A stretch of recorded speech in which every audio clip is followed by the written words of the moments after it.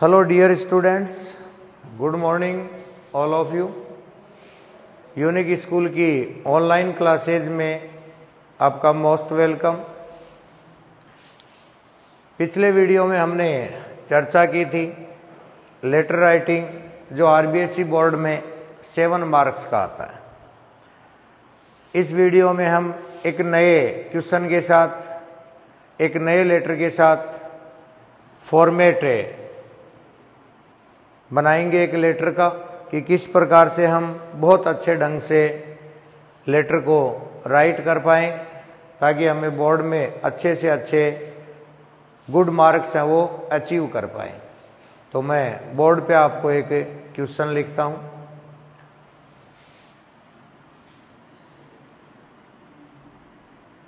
Right a letter to the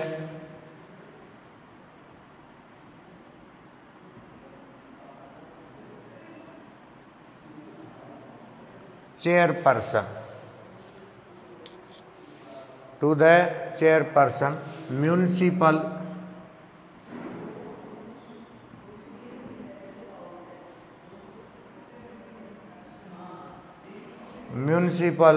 board of your town।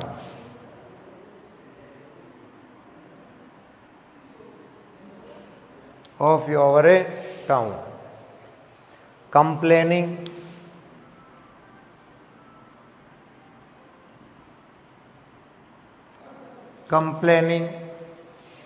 about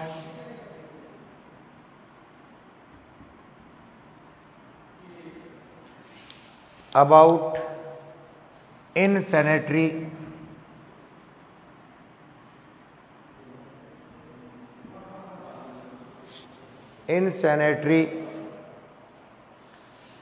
condition in your locality। condition in your locality। तो अब देखिए question कि right a letter. आपको एक पत्र लिखना है चेयरपर्सन को, म्यूनिसिपल बोर्ड को, यानी आपके जो शहर है उसमें जो नगर पालिका का चेयरपर्सन है उसको लेटर लिखना है जिसमें आपको बताना है कि योर टाउन कंप्लेनिंग, अपने कस्बे के बारे में शिकायत करनी है कि अबाउट इनसैनिटरी कंडीशन। इनसैनिटरी कंडीशन का मतलब है गंदगी की दशा।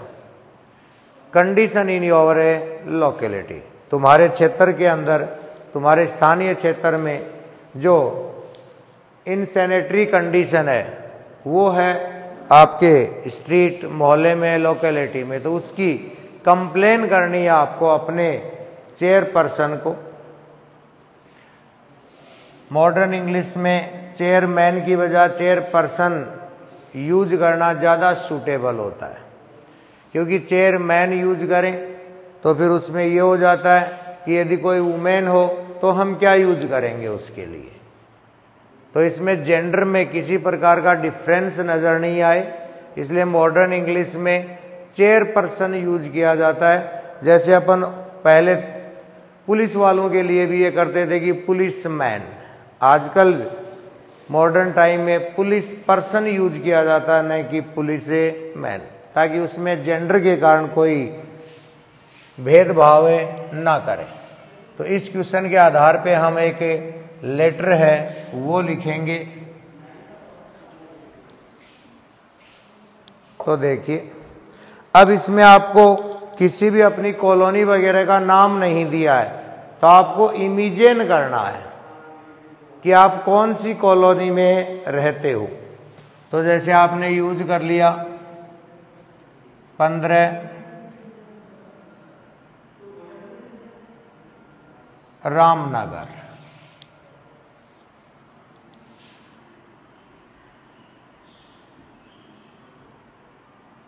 स्टेशन रोड,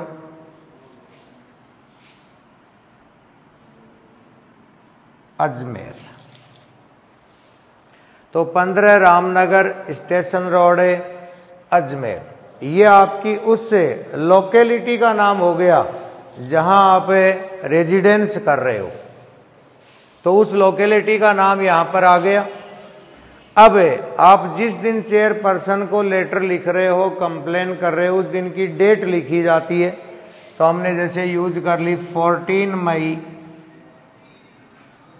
2020, यानी 14 मई 2020। आपको बताया गया कि लेटर हो, नोटिस राइटिंग हो, जहां भी आपको राइटिंग करने का सिस्टम आता है वहां पर डेट में महीने का नाम यूज किया जाता है, नंबर ऑफ मंथ से वो यूज नहीं करते। अब आप लेटर जिसको लिख रहे हो, ये तो हो गया सेंडर का एड्रेस। अब आपको लिखना इसके नीचे एक लाइन का गैप देके रिसीवर का एड्रेस। तो रिसीवर कौन है इसमें? The chairman.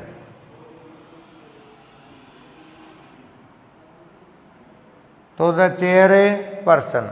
According to question आपको लेटर लिखना है चेयर पर्सन को, the chairperson. Municipal board,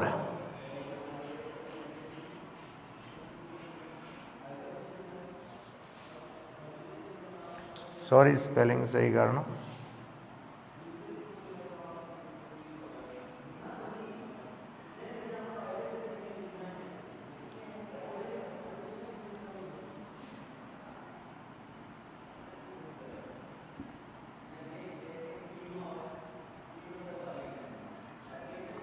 अब देखिए आप अपनी लोकेलिटी में हो, इसलिए यहां जो सेंडर का एड्रेस है वही आपके रिसीवर के एड्रेस में भी उस शहर का नाम वही आना चाहिए। तो यहां हमने नाम यूज किया अजमेर।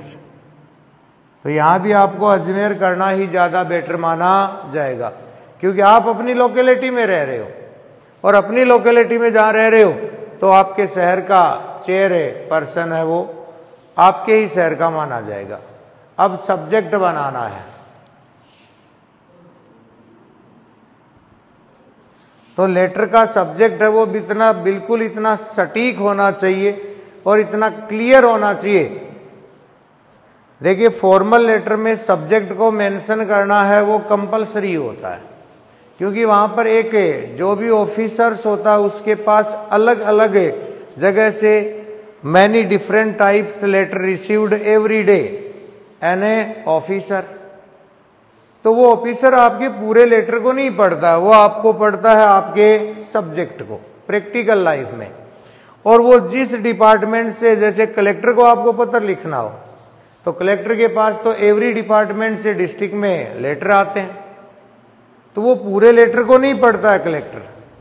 वो क्या करेगा कलेक्टर, जो संबंधित डिपार्टमेंट है उसको फॉरवर्ड कर देगा वो लेटर। इसलिए सब्जेक्ट बिल्कुल स्पष्ट क्लियर होना चाहिए। तो in sanitary conditions,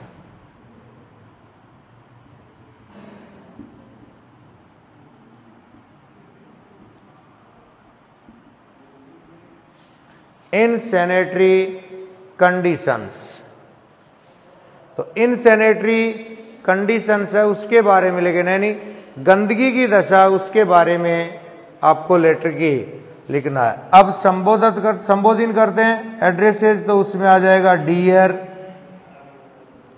sir.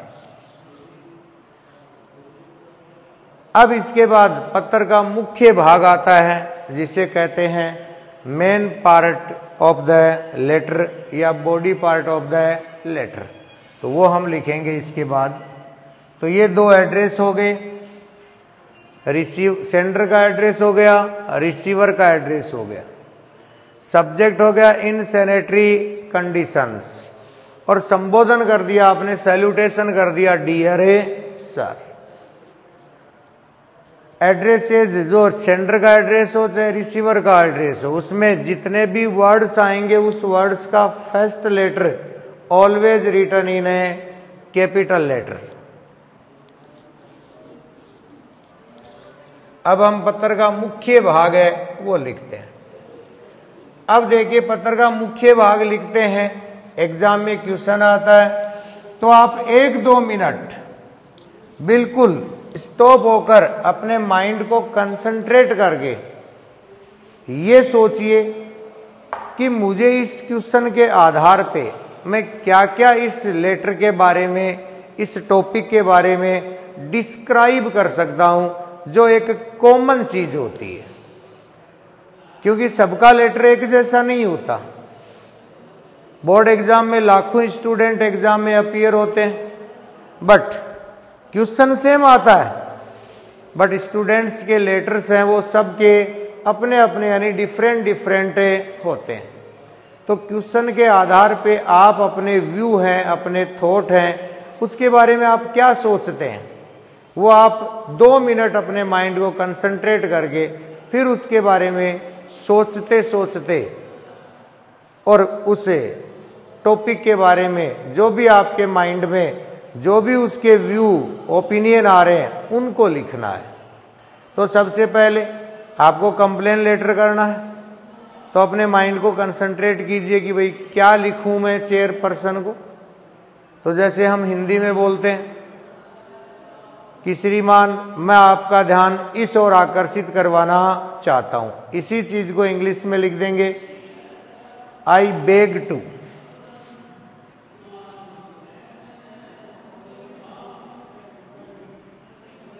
I beg to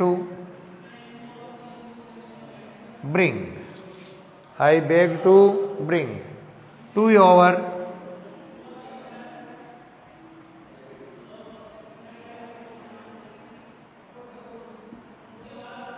your kind notice about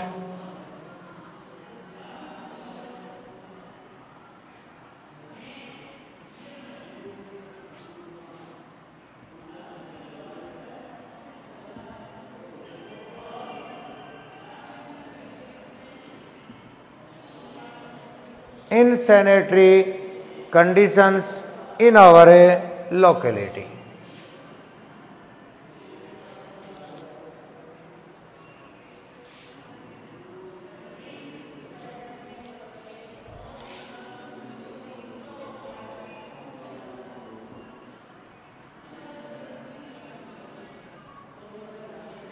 in our locality, full stop. अब देखिए पहला सेंटेंस बिल्कुल इजी लैंग्वेज में, एक कॉमन लैंग्वेज में और बिल्कुल सटीक के आपको अपनी कंप्लेन के बारे में डिस्क्राइब किया है। आई बेग टू ब्रिंग, मैं तुमसे निवेदन करके तुम्हारा ध्यान इस ओर आकर्षित करवाना चाहता हूं कि insanitary conditions in our locality. क्यों हो गई ऐसी दशा, इसके बारे में सोचिए। The sweeper does not come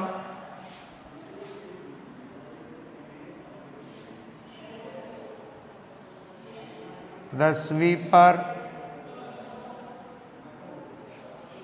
does not come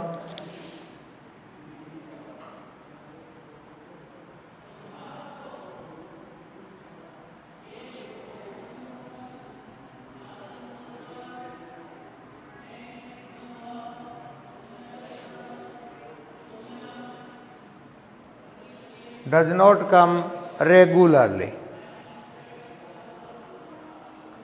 sweeper है वो रेगुलरली यानी आता नहीं है।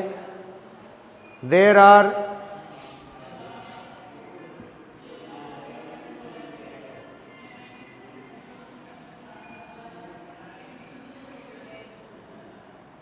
heaps of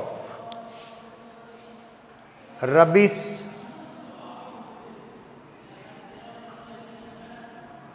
there are heaps of rubbish and night soil।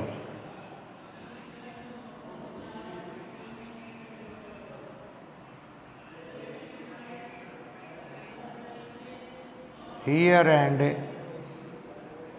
there। आप देखिए स्वीपर है वो रेगुलर नहीं आता, यानी इनसेंट्री कंडीशन आपकी लोकेलिटी में बनी क्यों, क्योंकि स्वीपर है वो रेगुलरली नहीं आता है। देर आर हिप्स, हिप्स मीन्स ढेर लगा है, किस चीज का? रबिश, रबिश यानी कूड़ा कचरा। एट नाइट सॉइल, और रात भर जो उड़ने वाली डस्ट होती है वो हियर एंड दियर वहां नजरे आती है। और क्या कारण है जिसके कारण आपकी लोकेलिटी है वहां पर डर्टी कंडीशन बन गई? तो the drains are broken.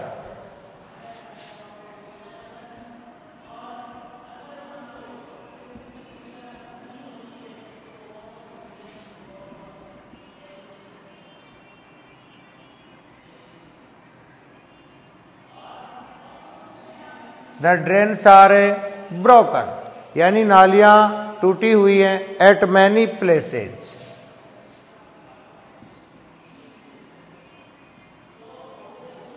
Eight many places, यानी नालियां जगह जगह से टूटी हुई है। ड्रेनेज मीन्स होता है जो हम डर्टी वाटर को बाहर फ्लो करने के लिए जो नाली बनाते हैं वो जगह जगह से क्या हुई है? टूट गई है। They are clogged.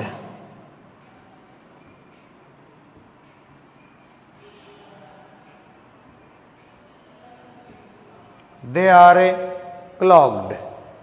Clogged means वो स्टॉप्ड हो गई है, ब्लॉक्ड हो गई है, बंद हो गई है due to rubbish.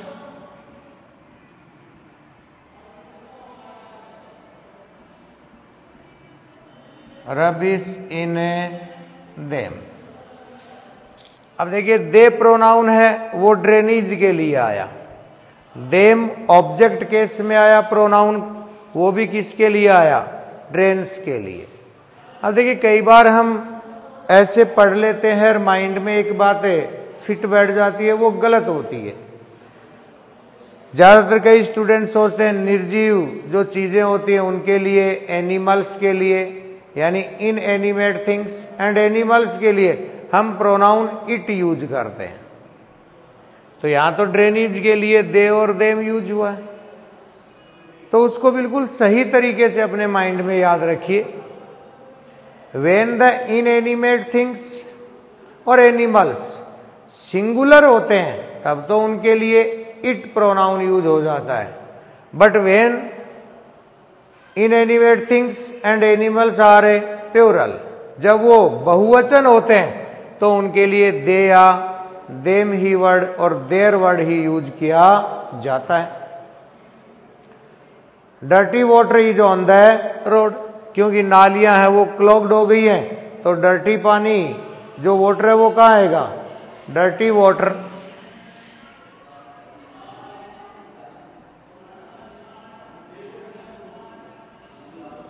is on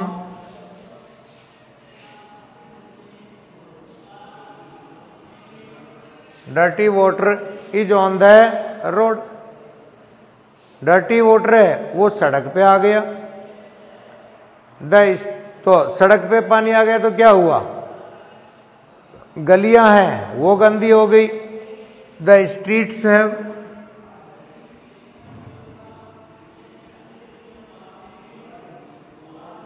the streets have become very dirty।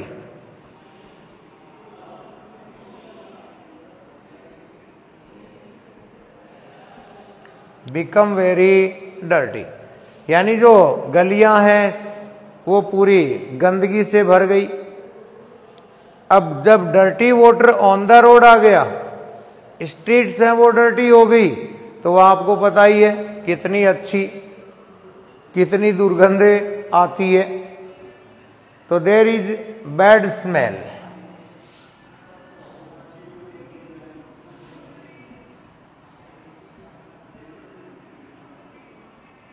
There is a bad smell यानी दुर्गंध आनी शुरू हो गई everywhere.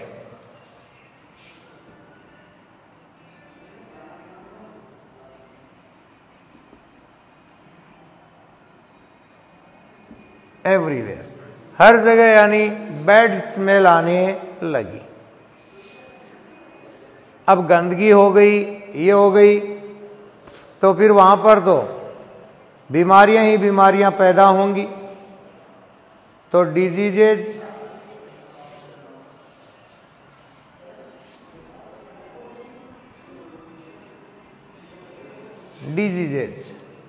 may break out.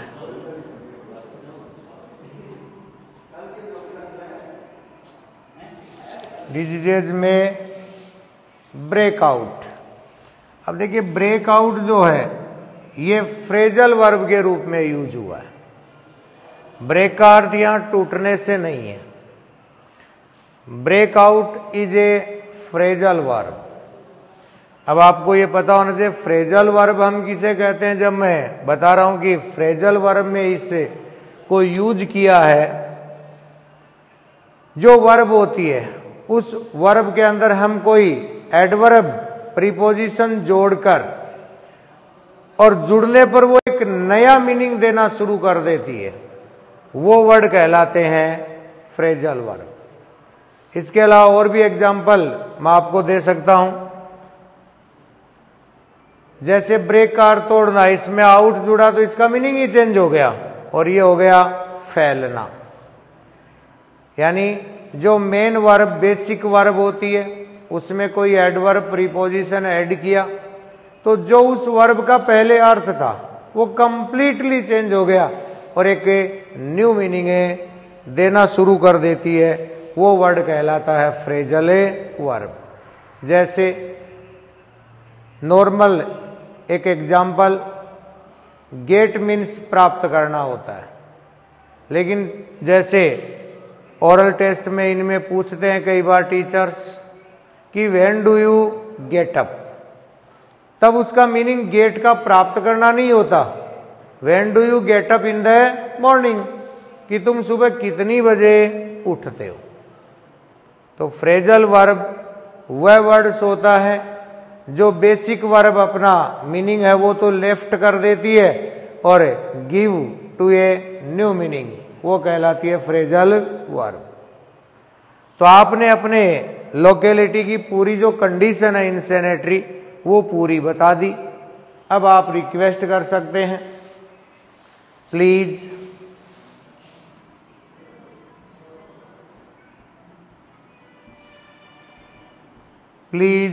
Visit, कृपया करके आवर लोकेलिटी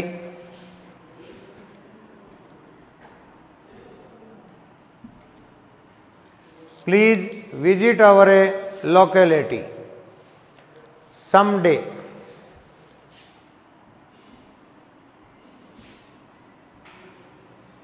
एंड अब देखिए यहां तक, please visit our locality someday, आप किसी भी दिन हमारे यहां आ सकते हैं। एंड सी द पोजीशन है yourself, and see the position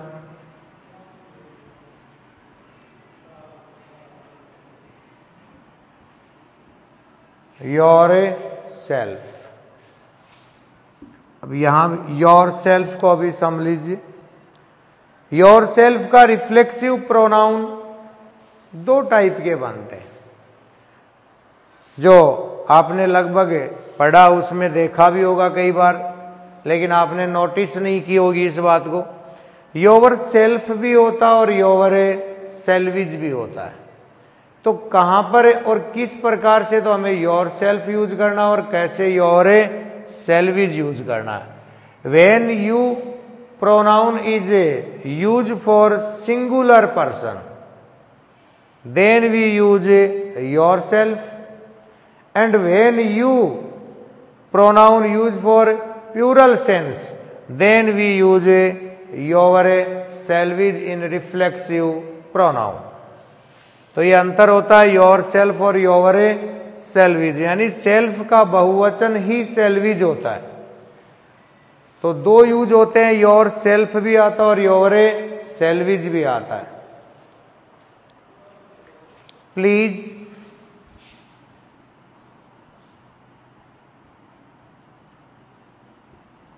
look into the matter, please look into the matter immediately, immediately। आप तुरंत इस मामले को देखिए and do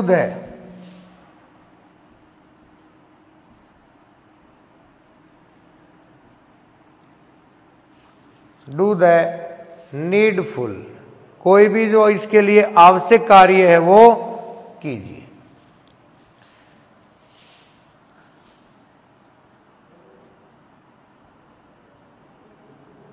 thanking you,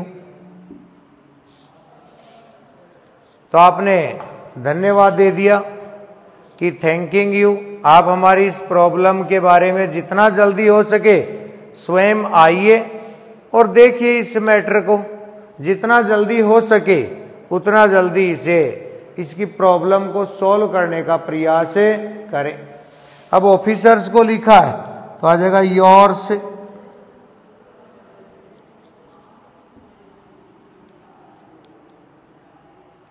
faithfully. अब देखिए योर्स है, इस पे एपेस्ट्रोफी यूज करेंगे तो रोंग माना जाएगा।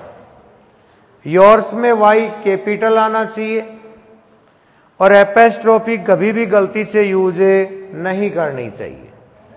अब इसमें आपको इमेजिन करने के लिए ही कहा था, इमेजिन में आप कोई भी अपना नाम है यूज कर सकते हो।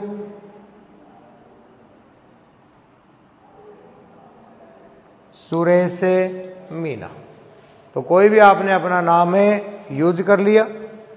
तो ये था आपका इस क्वेश्चन पर आधारित एक लेटर।